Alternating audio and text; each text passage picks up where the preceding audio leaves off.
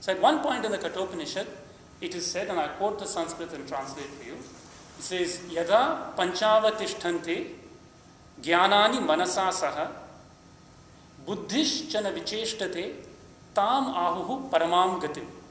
So let's go through that. Yada, when. Panchavatishtante, so the five are settled. Panchavatishtante jnanani. Jnanendriyas are actually the sense organs. So it says when the five sense organs are settled. What are the five sense organs? Smell, taste, sight, touch, and hearing.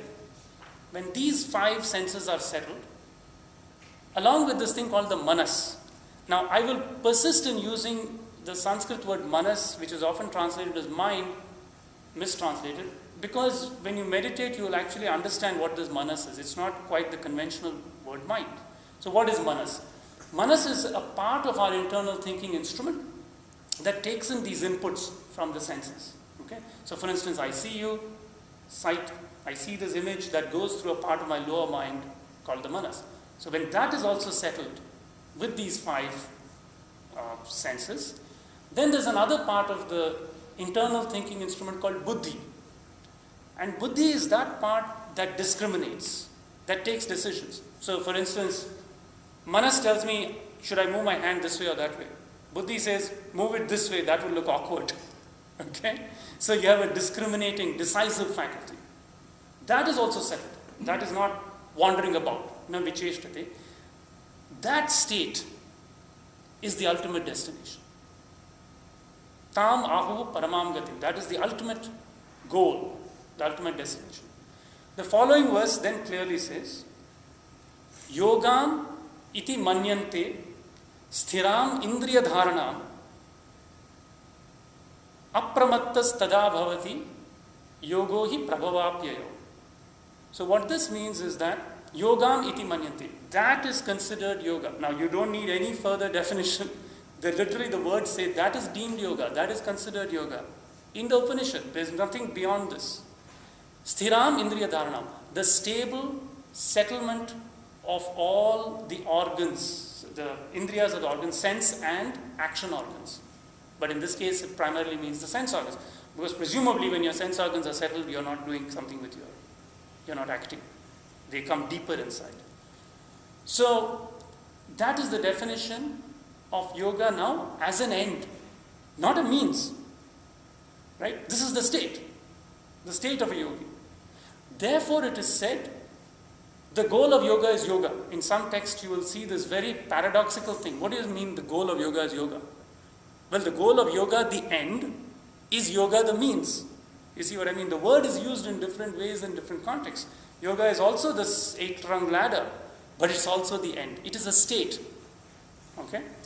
So, we now have a definition from the source of what is yoga. So you have some idea of what its real meaning is. Fair enough?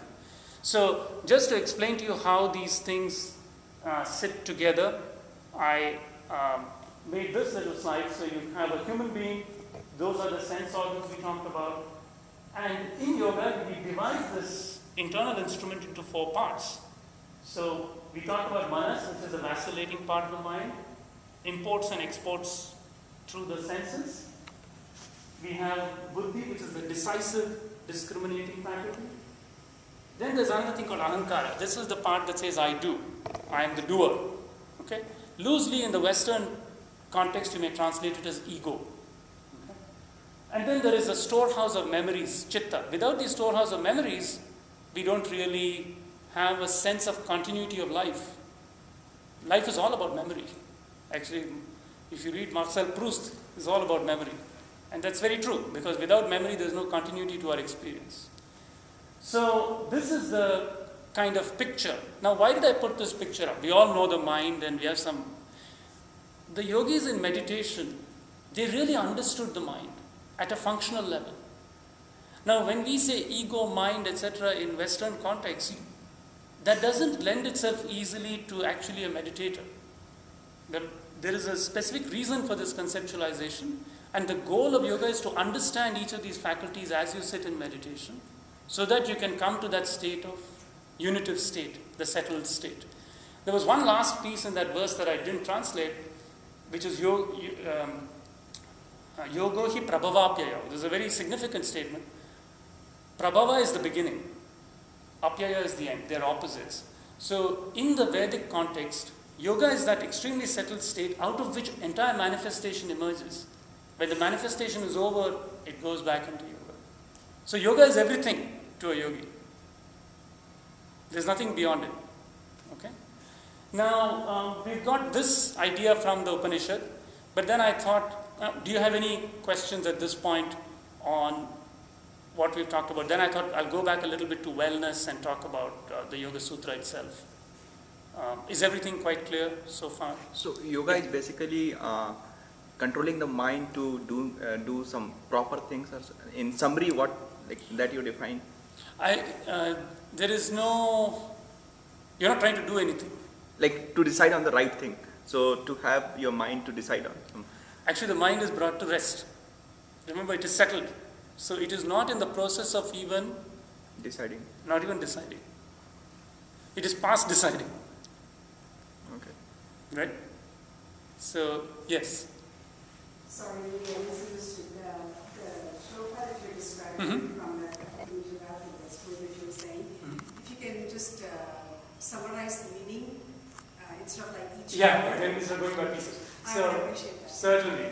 So the first verse says that when the 5 sense organs and the manas are settled, and when the buddhi does not wander about, that is considered the ultimate goal or destination.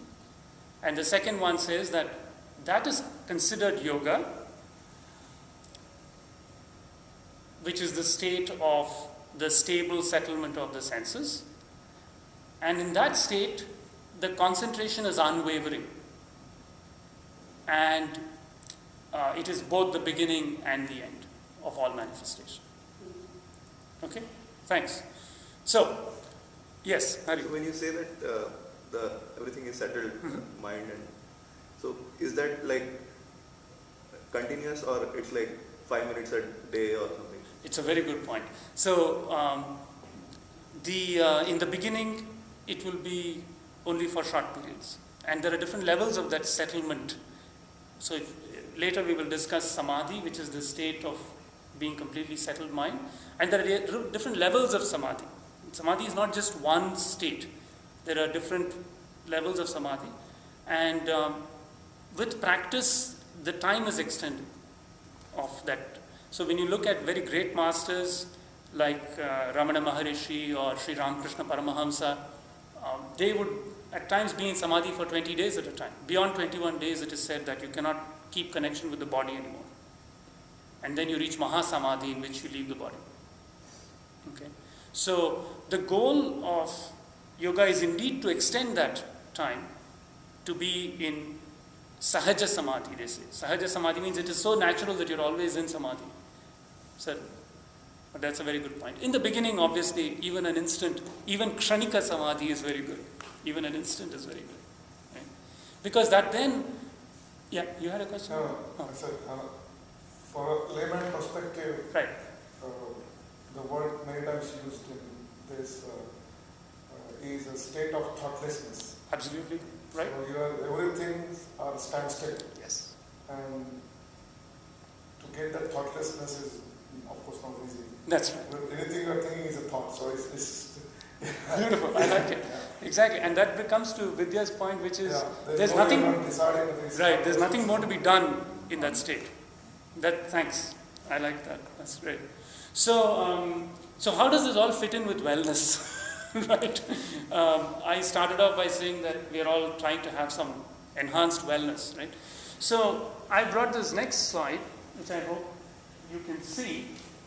Now again, in that wellness concept, right? Nobody told you how much time to spend on what aspect of wellness and what is the priority. Should I attend to spiritual wellness first or physical wellness first, or should I attend to intellectual wellness first? How many minutes in a day should I spend on each of these things? Does anybody tell you that? No. So suppose I want to build a house. Should I start with the roof or should I start with the foundation? So you need a concept of how is the human being constructed.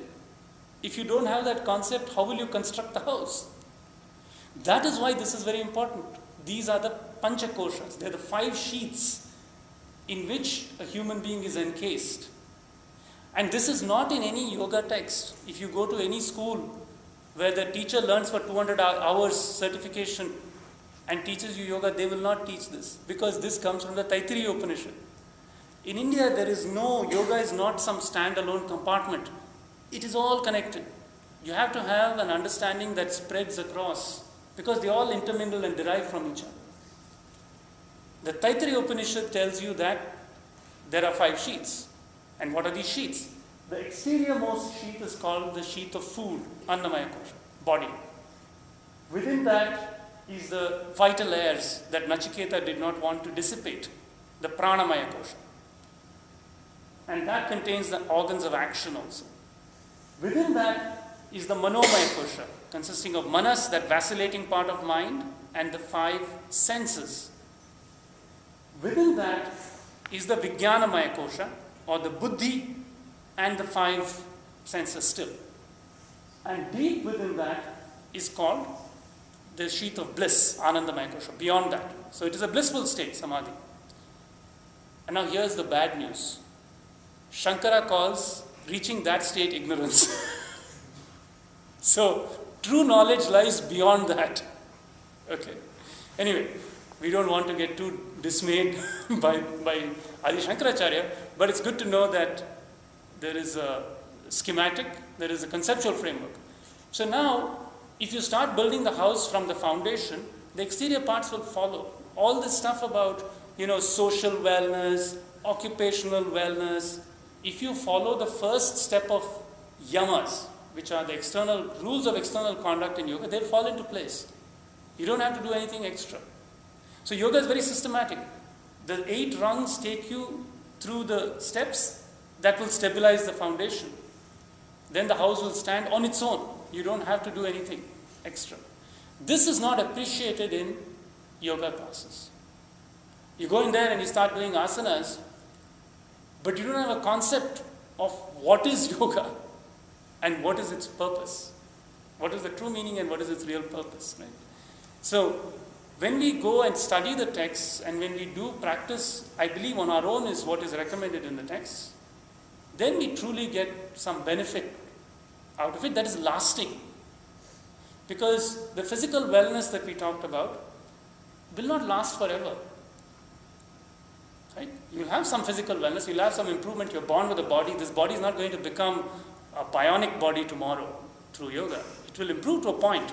But then you will learn that there is something deeper that can be stabilized.